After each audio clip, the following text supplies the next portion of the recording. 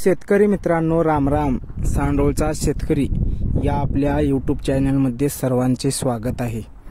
तर शेतकरी मित्रांनो, आज आपण या व्हिडिओमध्ये मिरची लागवड करीत असताना एक 4-5 मुद्दे लक्षात ठेवून मिरची लागवड केली तर आपल्या मिरचीवर बोकड्या कोकड्या, व्हायरस हे रोग येणार नाहीत. तर कोणते महत्त्वाचे मुद्दे आहेत तर या व्हिडिओमध्ये आपण सविस्तर माहिती पाहणार आहोत. तर शेतकरी मित्रांनो, पहिला मुद्दा आहे, मिरची लागवड करायची आहे, ठरलंय आपलं, तर शेणखत घातल्याशिवाय मिरची लागवड करायची नाही. ही पहिला मुद्दा आहे. शेणखत का, तर आपल्या झाडाला सुरुवातीपासूनच खाऊ घालून तंदुरुस्त सशक्त झाड बनवलं आपण तरच आपल्या झाडावर रोगराई येणार नाही. कमकुवत कमजोर झाड हे रोगाला बळी पडत असते. म्हणून आपल्याला असं नियोजन करायचे, हे 4-5 मुद्दे महत्त्वाचे आहेत. झाड सशक्त तंदुरुस्त बनवणं गरजेचं आहे.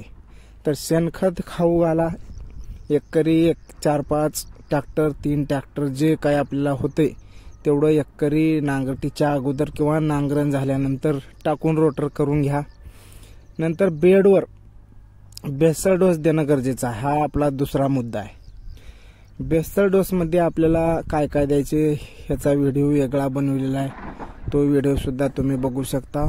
पण बेसल डोसमध्ये सुद्धा आपल्याला भरपूर अन्नद्रव्य द्यायचं आहे. NPK, दुय्यम अन्नद्रव्य, सूक्ष्म अन्नद्रव्य हे सर्व घटक आपल्याला बेसल डोसमध्ये द्यायचं आहे. कारण लागवड झाल्यानंतर आपल्याला आपल्या रोपाला काहीच कमतरता भासू नये, झाड सशक्त तंदुरुस्त टवटव राहावं, तर बेसल डोस देणं गरजेचं आहे. हा दुसरा मुद्दा.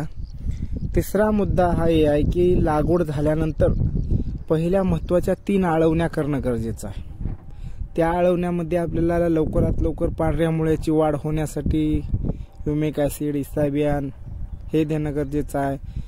वाढ होण्यासाठी 19-19 फुटवा होण्यासाठी अशा पद्धतीचे मायक्रोन्यूटन, सिलिकॉन हे आपल्याला 2-3 आळवण्यामधून देणं गरजेचं आहे. त्याचे सुद्धा व्हिडिओ आपल्या यूट्यूब चॅनलवर आहे, तिथं जाऊन तुम्ही बघू शकता, किंवा डिस्क्रिप्शन बॉक्समध्ये तुम्हाला सगळ्या ही लिंक देतो, तिथं जाऊन तुम्ही बघू शकता. तर ही आळवण्या करणं गरजेचं आहे. तिसरा मुद्दा. 15 दिवस झाल्यानंतर पुन्हा मल्चिंग पेपरचे होल किंवा आपण त्याला गळे भरून घेणं म्हणतो, तर हे भरून घेतल्यानंतर मिरचीचे 15 दिवस झाल्यानंतर लगेच खताचं नियोजन लवकरात लवकर चालू करणं गरजेचं आहे. मग त्याच्यामध्ये आपल्याला 15 दिवस झाल्यानंतर 19-19 एकरी 4 किलो आणि मॅग्नेशियम सल्फेट हे चालू करायचं आहे. तर हे सुद्धा खत नियोजनामध्ये सगळ्यात महत्त्वाचा भाग आहे. तर खत नियोजन चालू करणं गरजेचं आहे. हे 4था मुद्दा आहे.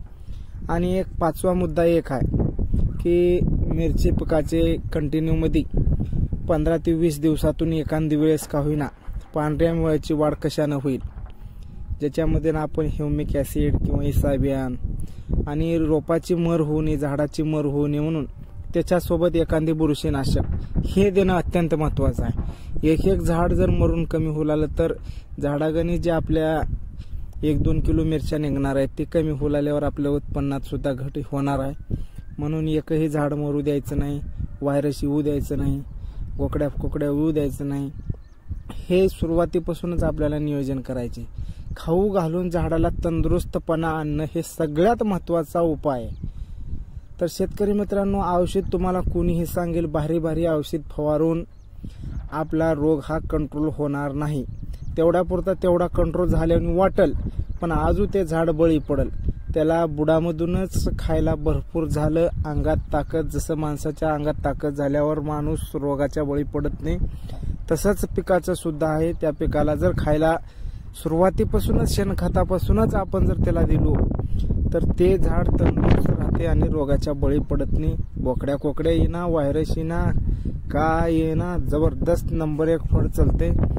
फवारण्या तर आपण करीतच राहतो, पण नियोजन हे सुरुवातीपासून करणं गरजेचं आहे. तर शेतकरी मित्रांनो, व्हिडिओ आवडला असेल तर व्हिडिओला लाईक करा. धन्यवाद.